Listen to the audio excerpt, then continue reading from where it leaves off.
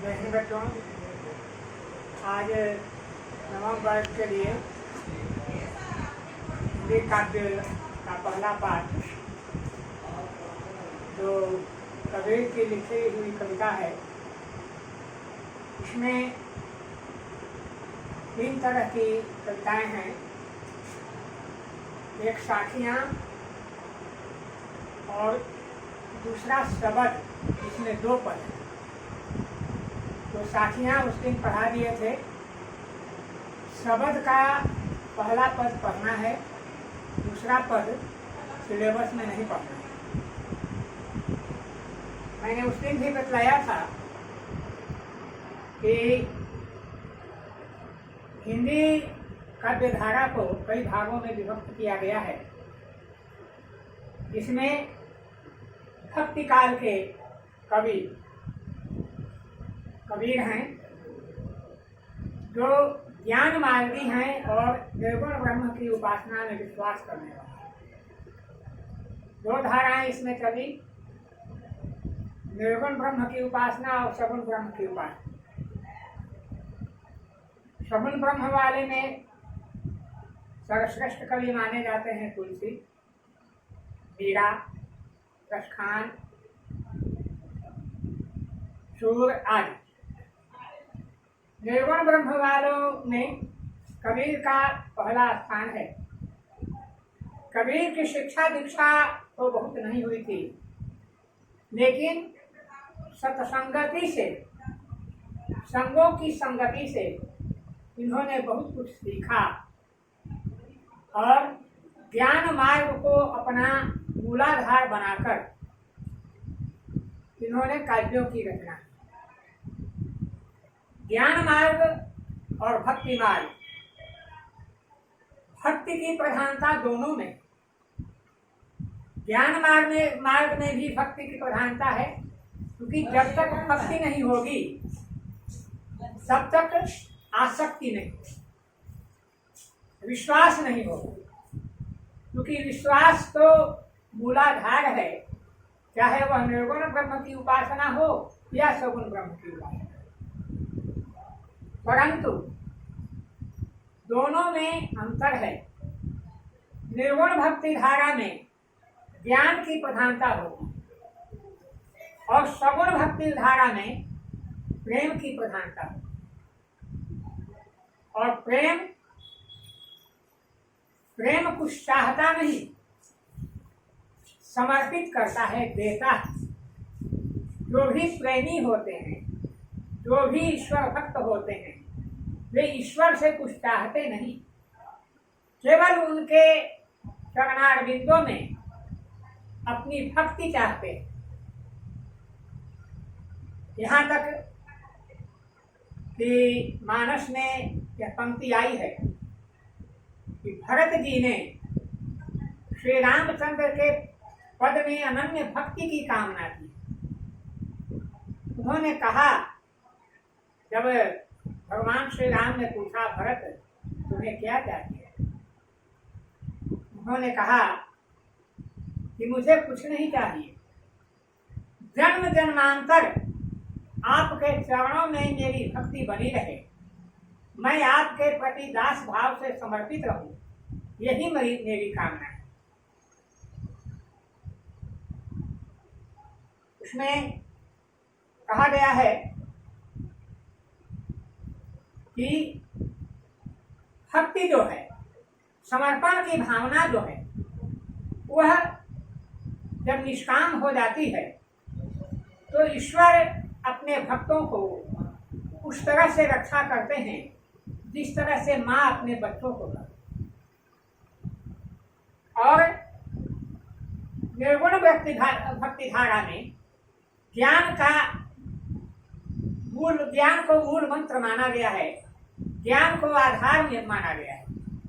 परंतु यह सत्य है कि ज्ञान को अहंकार हो सकता है और अहंकारी को ज्ञान नहीं हो। जब मन में अहंकार की भावना आ जाती है तो उसके हृदय से ज्ञान की समाप्ति हो जाती है। और यही कारण है कि 5 वर्ष का बालक ध्रुव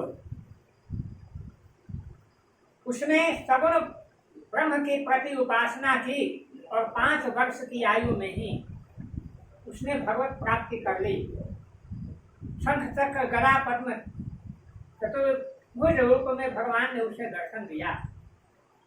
भक्त प्रहलाद अल्पायु में ही भगवान के प्रति समर्पित भावना रखी, शुद्ध विश्वास रखा और कभी किसी भी मौत से भयभीत नहीं हुआ, किसी तरह की पीड़ा से भयभीत नहीं हुआ। यहाँ तक कि जहर देने, पहाड़ से फेंकने, फांसी से कुचलने अनेक प्रयास किए गए उसको मारने के लिए, लेकिन फिर भी उसके विश्वास ने, उसके समर्पण भावना ने भगवान को रक्षा करने के लिए विवश कर दिया। तो यहाँ कबीर ज्ञान मार्ग के उपासक हैं।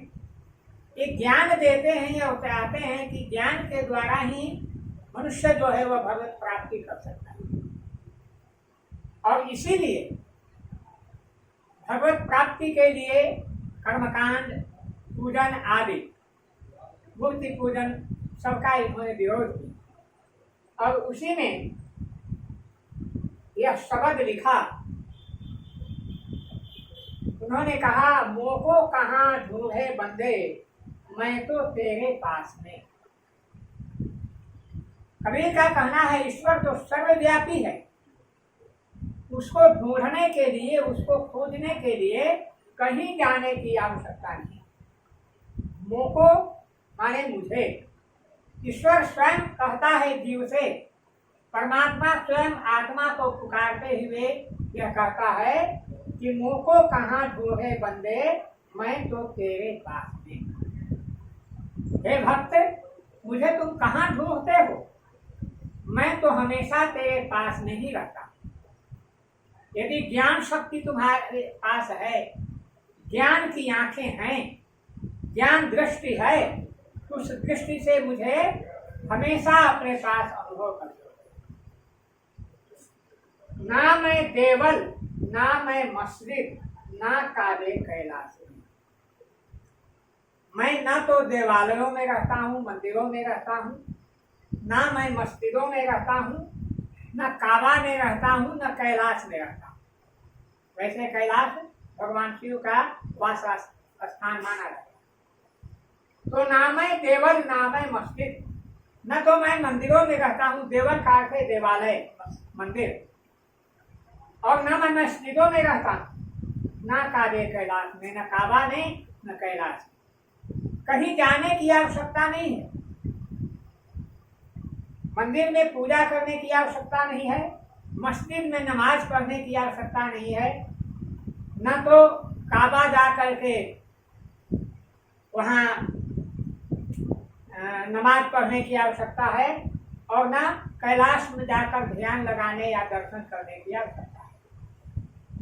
ना तो कौनो क्रिया कर्म में, किसी भी कार्य में मैं नहीं रहता, किसी भी कर्म में मैं नहीं रहता, और नहीं योग वैराग में, और योग साधना में भी मैं नहीं रहता, वैराग में भी मैं नहीं रहता। अर्थात घर छोड़ करके यदि कहीं आदमी चला जाए और वह चाहे कि हमें ईश्वर की प्राप्ति हो जाए, यह असंभव है। कहा गया है कि नारी मुई गृह संपत्ति नासी, मुंड मुराय भय सन्यासी।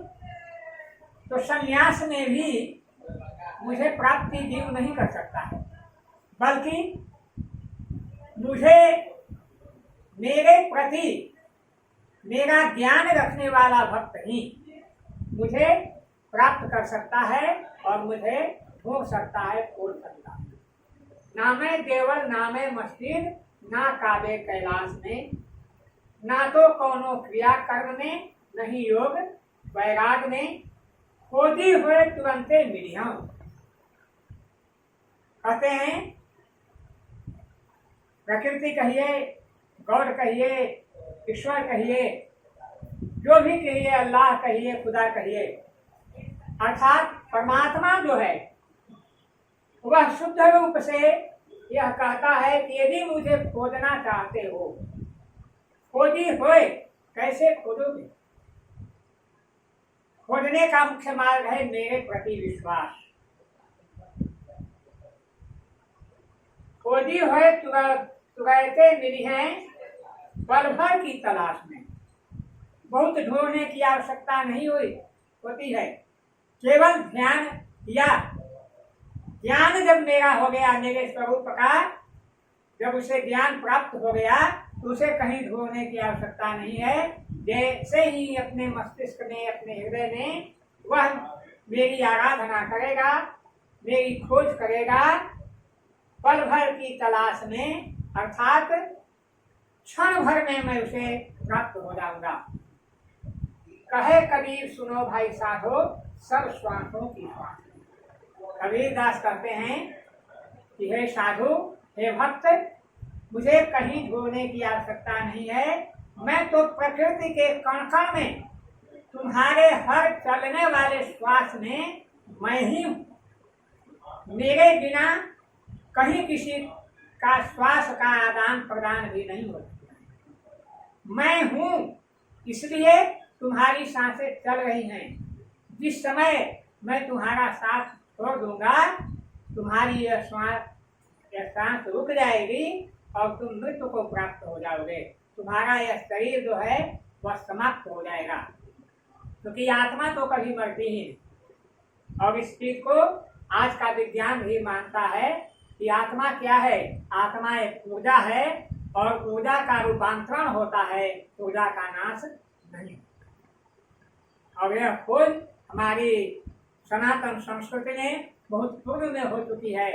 नचिकेता जैसा बालक वह यमराज के दरवाजे तक पहुंच करके लौट आया और उसने अनुपम शिक्षा प्राप्त की आत्मा परमात्मा के बारे में। इसलिए कहते हैं, कहे कबीर सुनो भाई साधो, सब श्वासों की श्वास में। मुझे कहीं ढूंढने की आवश्यकता नहीं है। यदि तुम्हारा अटल विश्वास मेरे प्रति है, ईश्वर है, तो मैं निश्चित रूप से तुम्हें प्राप्त हो जाऊंगा।